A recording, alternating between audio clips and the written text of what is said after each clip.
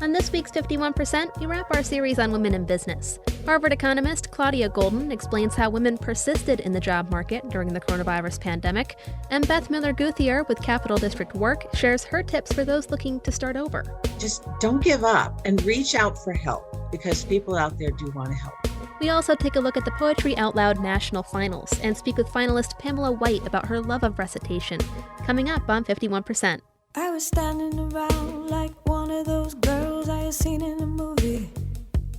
The whole world was a movie back then. I had my sunglasses on, I wanted to be seen without seeing shy Lolita. I wasn't really in it, I didn't really get it. You're listening to 51%, a WAMC production dedicated to women's issues and experiences. Thanks for tuning in. I'm Jessie King.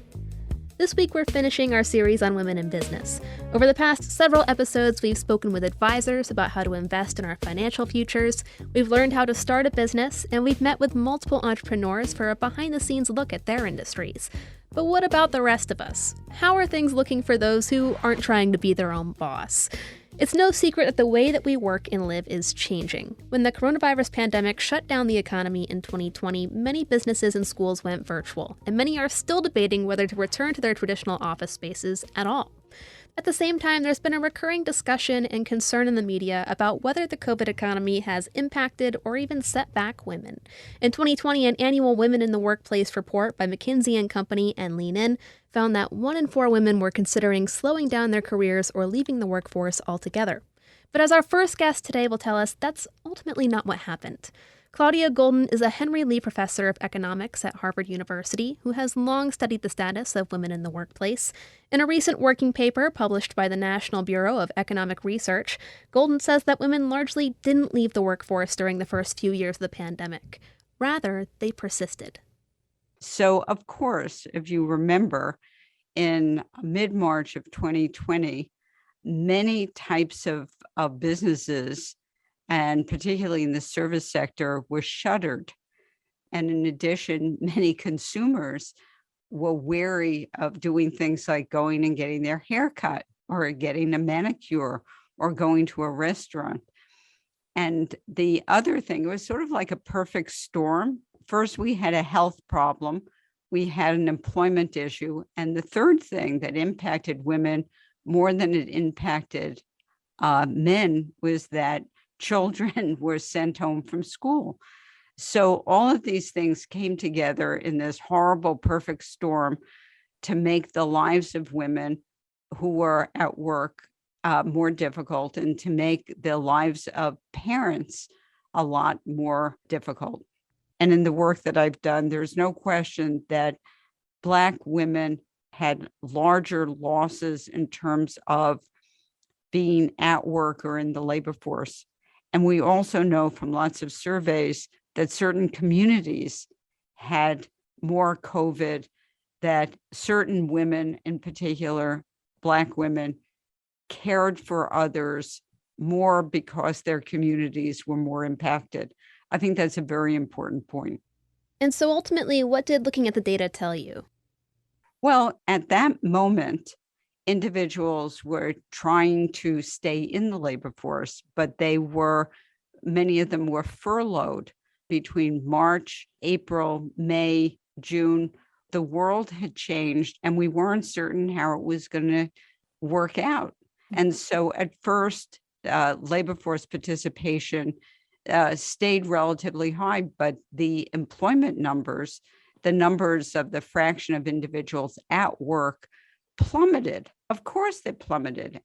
This was a recession that impacted women more than men relative to other recessions. But most importantly, one of my main findings is that it impacted those who were less educated and whose jobs were less the jobs that could be done at home. They were impacted the most. And so the first finding, which is very important, is that the claim was that this was a she-cession, whereas the 2008 recession was called a man-cession.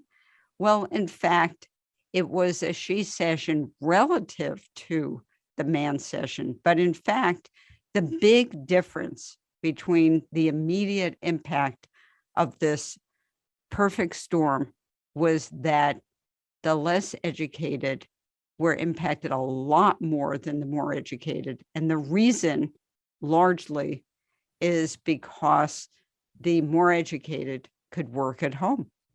And for those working at home, what factors did they have to navigate? Well, staying at home and watching kids at home caused many problems for parents, as you could well imagine. Mm-hmm. So yes, the individual whose work was not at home, many had to leave the workforce and take care of their kids until the schools began to open again. And of course, they opened and closed and flickered on and off like Christmas lights. So at first, during the pandemic in the spring of 2020, one of the aspects that made many of us feel that there may be some silver linings to the pandemic, and there were a couple, was that certainly among couples who were both at home, men at first put in a lot of time into taking care of the kids who were learning at home. And so that seemed like a very good thing. But that began to switch. And of course, then we had the summer, and summers generally wouldn't involve school anyhow. And then we had fall. And by the fall of 2020, many men were going back to work, or if they were working at home, they were revving up their work. And this, I think, is when women felt the pain a lot more. One thing that I've heard a lot from the women that I know, at least, and my friends and family, is like this feeling of being burned out. Is that something that you found in your report as well? There's no question.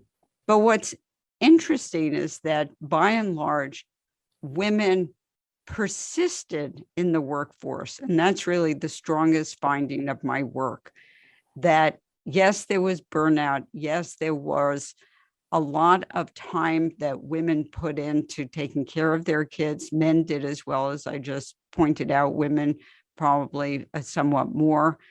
But the reason that they were stressed and anxious and frustrated during certainly the fall of 2020, winter of 2021, was that schools were flickering on and off. Many of them were trying to remain in the workforce. And the fact that they persisted is what led to so much stress and anxiety. They didn't drop out in great numbers. They stayed in. Do you get a sense of where we are today? Well, they stayed in. In fact, if you look at the labor force participation numbers, they are as high as they were at some of the highest points before the pandemic broke. I think that it's really a tribute to women who work and have children that they persisted. Claudia Goldin is a Henry Lee Professor of Economics at Harvard University. You can find a link to her report on our website, WAMCpodcast.org. Goldin is also the author of the 2021 book, Career and Family, Women's Century-Long Journey Toward Equity, on Princeton University Press. Of course, the job market is a lot different now from where it fell in March 2020. We're in the midst of the Great Resignation. According to the latest numbers from the Labor Department, employers advertised 11.4 million open jobs at the end of April, just slightly down from the nearly 11.9 million openings recorded in March. That March level was the highest in roughly 20 years, so clearly it's an employee's market. But how do you put yourself out there? And despite the current status of the labor market, what do you do in the event that you need to start over? Our next guest is Beth Miller Guthier, the Executive Director of the Capital District Women's Employment and Resource Center in upstate New York. Since 1988, Capital District WERC has been providing workforce development training for women and helping them find jobs. Miller Guthier says their services particularly focus on single mothers and displaced homemakers, people who have lost their primary source of income due to death, divorce, separation, or disability. I got interested because I'm actually a displaced homemaker. I graduated from the program in 1995 and just knew that this is something I wanted to do. So fast forward 25 years later, I'm still here and still helping women. We've helped more than 10,000 women re-enter the workplace. Awesome. And so what does your training usually look like? And how has it, I guess, changed to reflect the current labor market? Oh, it's changed a great deal, but we still, the core is the computer literacy. So we are still teaching women how to use Microsoft Word and the internet to find and locate a business, and how to find job leads, hidden job market. And then we have the career readiness portion. And that's the resume writing, cover letters, interviewing. But the magic behind it is really helping them to build their self-confidence. And then we network with employers. And the network with employers is to let them know that even though there's a gap in the woman's work history, she is still a valuable employee. She has a great work ethic, she's mature, she has experience, and she's ready to go to work and be successful with that company. That makes sense. It's almost like you're vouching for this employee, because I mean, those gaps in a resume can be hard to get around sometimes. And that was one of my questions, is like, how do you sort of present that in a way that, you know, employers are going to be more accepting of?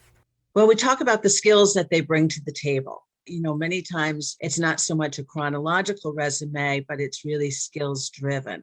And we make sure that they're highlighting those skills that are important to be successful in the job that they're pursuing. Now, the women, many times they've had careers previously, they have a feel for what they want to do, what they're good at. And so we really emphasize their strengths instead of trying to find a job where they have to, we want them to be challenged as well, but to really find a job where they're going to be able to excel and be promoted. When it comes to putting together those job applications then, and you're looking at like either your cover letter, your resume, do you have any general advice for those kinds of things? And I guess, are cover letters still needed?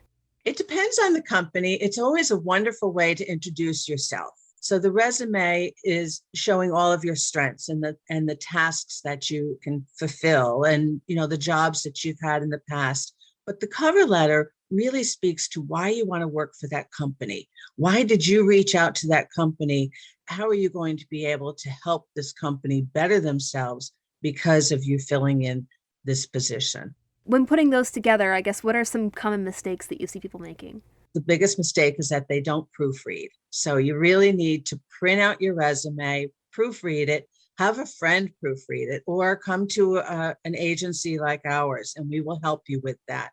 And then you're going to be able to use that to copy and paste into online applications. So you want to make sure that it's perfect and that you're not doing the application, you know, live, that you have that material already ready and it's perfect, and then it's ready to go. And you also want to emphasize your strengths. Again, you know, you want to emphasize any accomplishments that you have. Numbers really tell a story. So, you know, if you're a call center operator, you know, how many calls did you take in that day? Was it 5, 10, 200? How many customers are repeat customers? So you want to make sure that you are highlighting those numbers because they really show the success. So say you submit your materials, you are lucky enough to get an interview. What advice do you have for people in the interview stage, and should they follow up? So the first thing that they want to do is dress the part. You know, you want to dress for success.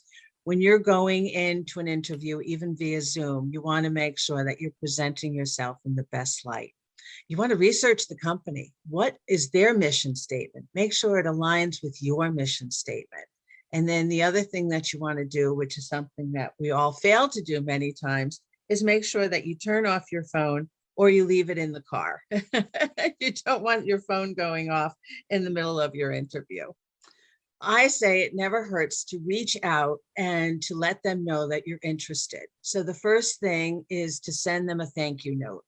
I know we're doing things electronically, but make sure that in that thank you note that you're thanking them for the time, but then also, again, emphasizing your strengths and why you would be a good candidate for that position. You're also letting them know that you're still available. Unless the company says definitely, you know, do not, you know, no phone calls. It doesn't hurt to reach out again, and even a phone call and say, I'm very interested in this position, and could you tell me if it's been filled? So when it comes to different interview questions, is there a general structure to answers that you would recommend? Like, how should people tackle some of these questions? And are there any interview questions that you are not much of a fan of? all you have to do is Google. And we say this, there's so much information out on the internet, or give us a call and we can help you through that process as well. But be prepared with those basic interview questions. Tell me a little bit about yourself. Be prepared to answer that question.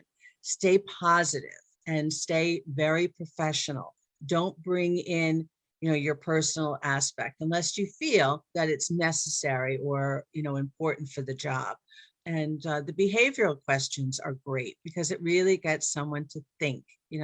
We want somebody that's going to think on their own, it's going to problem solve, that's going to be able to be creative in their answers, because that's the type of person you want on the job. You don't want to have to do any hand-holding. Yes, you're going to do some training, but you really want that person to be able to be independent and think on their own and be creative and problem solve. I'm thinking to people who maybe don't have a whole lot of experience to put on a resume. What advice do you have for them on that front? Are there other opportunities that they should be looking for to help build up that experience on a resume beforehand?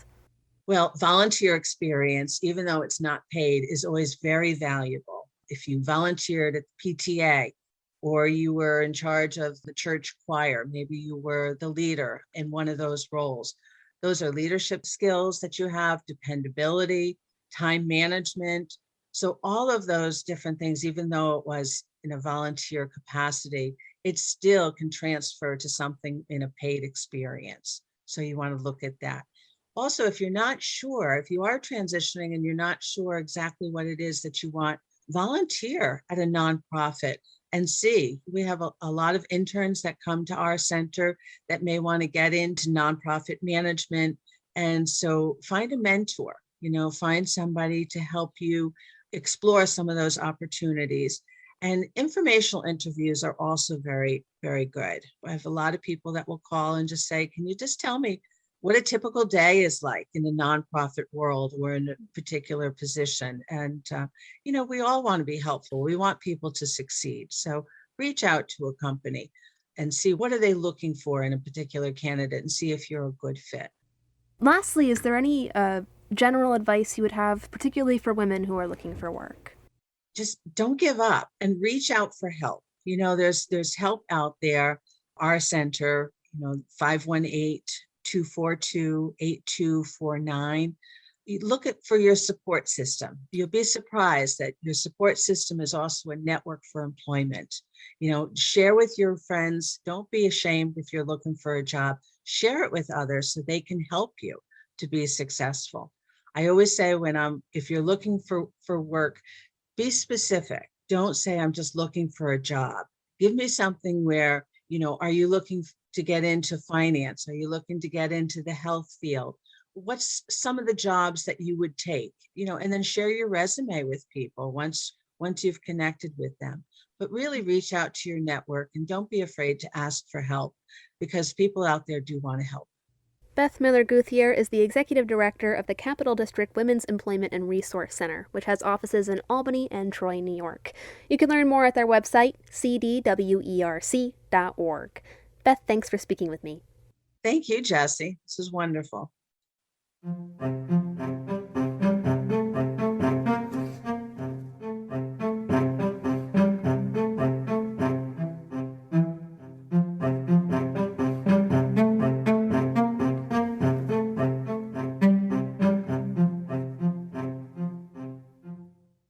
We're going to switch gears now to highlight something pretty cool happening this month. On June 5th, 9 high school students from across the country will compete in the Poetry Out Loud National Finals. The program from the National Endowment for the Arts and the Poetry Foundation encourages students to study poetry through recitation, by performing it. After several state and regional competitions, the winner of the virtual final will take home the title and $20,000. Among the finalists is New York champion Pamela White. White is wrapping up her junior year at Bethlehem High School in Del Mar, just outside Albany, where she's been participating in Poetry Out Loud competitions ever since her 9th grade English teacher introduced it as an assignment. Before her performance in the big leagues, White stopped by the WAMC studio to discuss the poems she's been studying and her takeaways from the program. So there are 3 rounds in the finals. The first 2 rounds everybody participates in, which for me will be Candles by Carl Dennis and Oranges by Rosen Kelly. And then the top 3 get to move on to the 3rd round, which if I am selected to move on to the 3rd round will be In a London Drawing Room by George Eliot. Candles, it's kind of about like the ripple effect. So I really love this idea that every single thing you do impacts the people around you, whether or not you know those people, and one little action could change the course of a person's history and like their family's history. The world is so interconnected, and I feel like we are so often like separated from that mentally. With oranges, I actually found oranges in 9th grade, and I thought I was in love. I was not. So oranges is about love.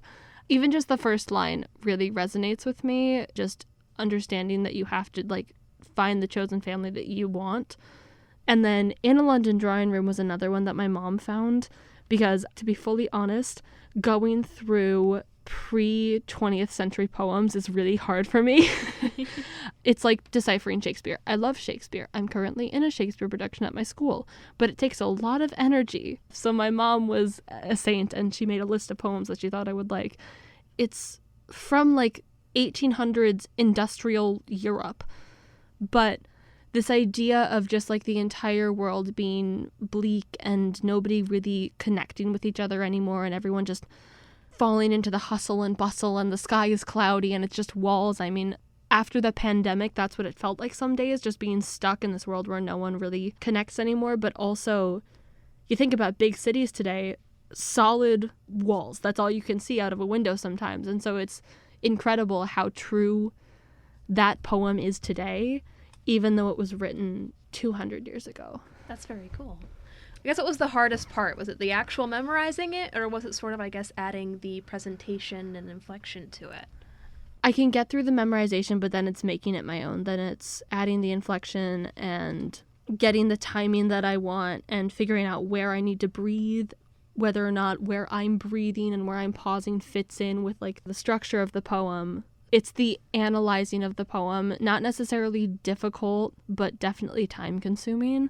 It's such a huge part of it. Like if you don't analyze the poem, it's hard to get to the heart of the poem and what the poet was thinking. Yeah, it helps to understand it. Yeah. I imagine. What are the judges, I guess, looking for when they're looking at your presentations? Like, are they usually more to like, well, this is what we think that the poet was trying to get at, or are they a little bit more open to, okay, this is their take on the poem? It definitely all depends on the judges, and that's something I've learned in the past 3 years of doing poetry out loud. Some judges like more hand motion, some judges like a more strict interpretation. It all depends, but they're watching for your interpretation and just making sure that you're not like, this would be a really simple poem, but if you had the line, "My cat died," he would say, "My cat died," rather than "My cat died."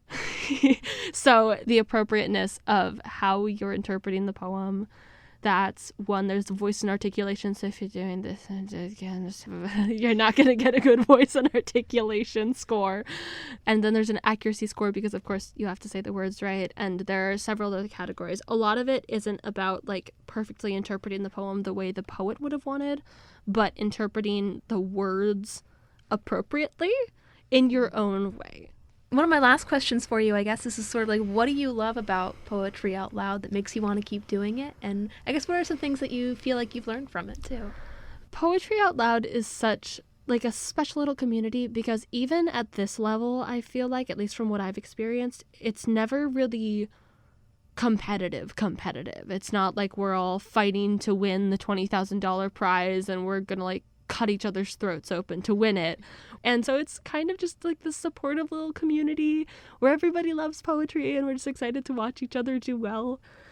This year, I really put the effort in. And so it was kind of this wake-up call to me, reminding me that if I put the work in, I can do whatever I set my mind to. I kind of discovered what it felt like to, quote-unquote, become one with the poem. I realized that I have been doing my poems with my feet pressed together. And normally, when you perform, you don't stand with your feet pressed together because your balance is completely off and like your brain doesn't know where the ground is and survival instincts can kick in and you get scared and nervous. But no matter how anxious I am when I start that poem, even with my feet pressed together, when I start talking, like after the first sentence or two, I'm completely grounded. And I don't really know what I did. I think I just found poems that really resonated with me, and then I analyzed them and I really made them my own. They've become a part of me. Well, on that note, would you like to share one of your poems? Yeah, totally. In a London Drawing Room by George Eliot. The sky is cloudy, yellowed by the smoke. For view, there are the houses opposite, cutting the sky with one long line of wall, like solid fog.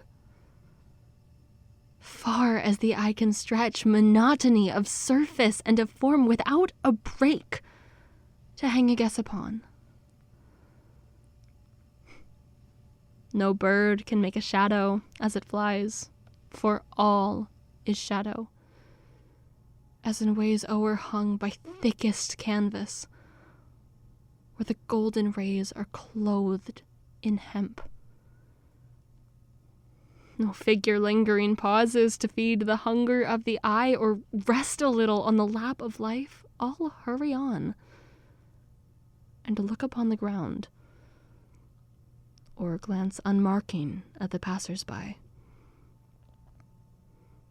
The wheels are hurrying too. Cabs, carriages, all closed in multiplied identity. The world seems one huge prison house and court where men are punished at the slightest cost, with lowest rate of color, warmth, and joy.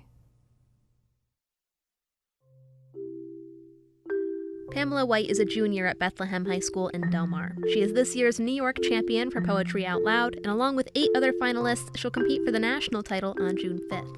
The webcast starts at 7 p.m. Eastern on the National Endowment for the Arts website. You can find a link and more information on our website, WAMCpodcasts.org.